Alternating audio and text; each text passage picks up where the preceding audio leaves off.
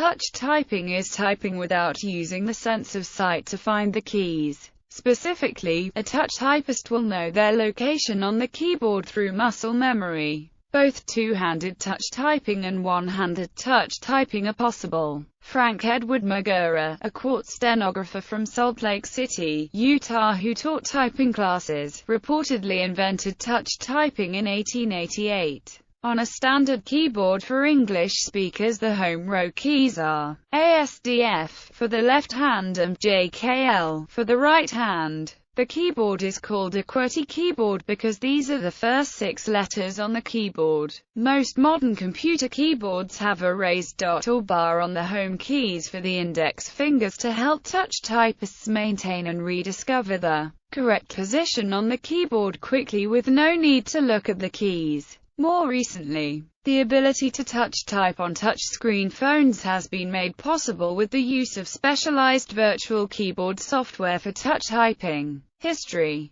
Do you not find, he said, that with your short sight it is a little tiring to do so much typewriting? I did at first, she answered. But now I know where the letters are without looking. Arthur Conan Doyle. A Case of Identity. Original layouts for the first few mechanical typewriters were in alphabetical order, but the frequent jams suffered by experienced typists forced the manufacturers to change the layout of the letters, placing keys that are often pressed in a sequence as far as possible from each other. This allows engaging the second printing bar of the typewriter before the first falls down, increasing the speed of the mechanism. Equal distribution of the load over most of fingers also increased the speed as the keys of the mechanical typewriter are more difficult to press. The calculations for keyboard layout were based on the language being typed, and this meant different keyboard layouts would be needed for each language. In English-speaking countries, for example, the first row is QWERTY, but in French-speaking countries it is AZERTY. Though mechanical typewriters are now rarely used, moves to change the layout to increase speed have been largely ignored or resisted due to familiarity with the existing layout among touch typists. On July 25, 1888, Magura, who was reportedly the only person using touch typing at the time, won a decisive victory over Louis Traub in a typing contest held in Cincinnati. The results were displayed on the front pages of many newspapers.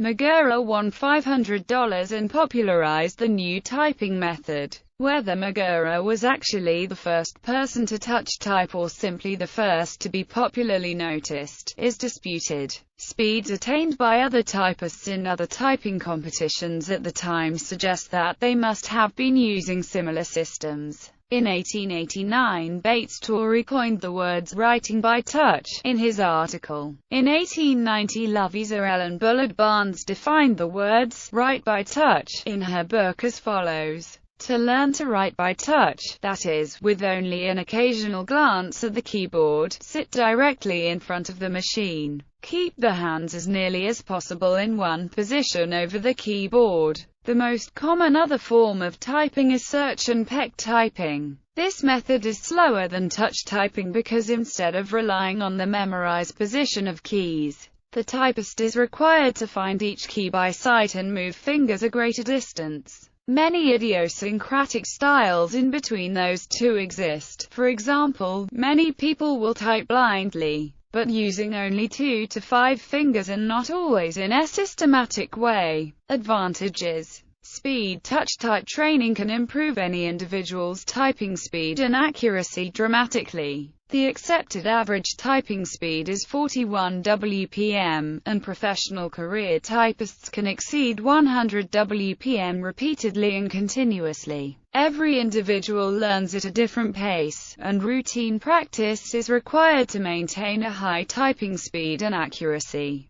Reduce switching of attention. A touch typist does not need to move the sight between the keyboard and other areas that require attention. This increases productivity and reduces the number of errors. Training. A touch typist starts by placing his or her fingers on the start position in the middle row and knows which finger to move and how much to move it for reaching any required key. Learning typically includes first printing exercises containing only letters on or near the standard position and then gradually mastering other rows. It is important to learn placing fingers into the start position blindly, as the hands are frequently raised from the keyboard to operate the line, feed lever or the computer mouse. The keys F and J frequently contain some surface features that allow the typist to recognize them by touch alone, thus removing the need to look down at the keys to reset the fingers at the home row. The typing speed can be increased gradually and speeds of 60 WPM or higher can be achieved. The rate of speed increase varies between individuals. Many websites and software products are available to learn touch typing, and many of these are free. Learning touch typing can be stressful both to the fingers as well as the mind in the beginning, but once it is learned to a decent level, it exerts minimal stress on the fingers. For individuals with past typing experience, learning to touch type is particularly difficult due to motivational reasons. The initial performance level in touch typing is far lower than in visually guided typing, therefore it does not initially seem worthwhile to study touch typing. Typing speed generally improves with practice. While practicing, it is important to ensure that there are no weak keys. Typing speed is typically determined by how slow these weak keys are typed rather than how fast the remaining keys are typed. If a stage is reached where, irrespective of the amount of practice, typing speed is not increasing, it is advisable to let some time pass and continue serious practice thereafter, as typing speeds typically tend to increase with time even when no serious practice is done. Home row,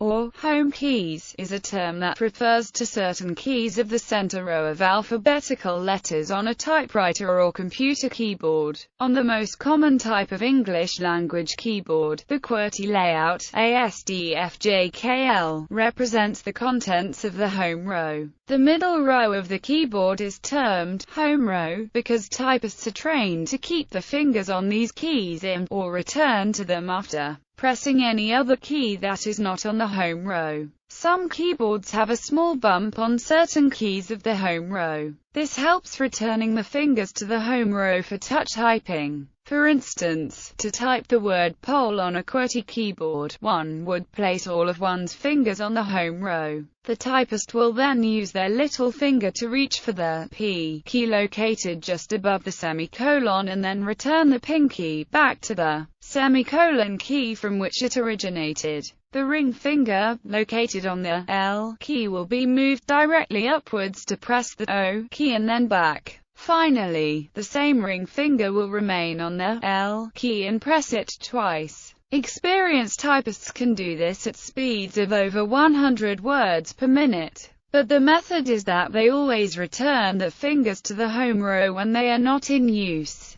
This provides for quick, easy access to all of the keys on the keyboard. Repetitive stress injuries. Typing regularly can put a user at risk for repetitive stress injuries such as carpal tunnel syndrome and tendinitis. Proper posture can greatly reduce risk of injury. Other methods. A method taught since the 1960s. The left little finger is used for the keys 1, 2, the ring finger for 3, the middle, 4. The left index finger is responsible for 5 and 6. On the right side of the keyboard, index, 7 and 8, middle, 9, ring, 0 and the little, all other keys on the right side of the upper row. Probably these two methods reflect the layout of the typewriters from early days when some of them had number 0 and or 1 keys. There exist special ergonomic keyboards designed for both typing methods. The keyboard is split between the keys 5 and 6 or 6 and 7. Some specialized high-end computer keyboards are designed for touch typists. For example, many manufacturers provide blank mechanical keyboards. A trained touch typist should not mind using a blank keyboard. This kind of keyboard may force Hunt and Peck users to type without looking, similar to Braille keyboards used by the visually impaired.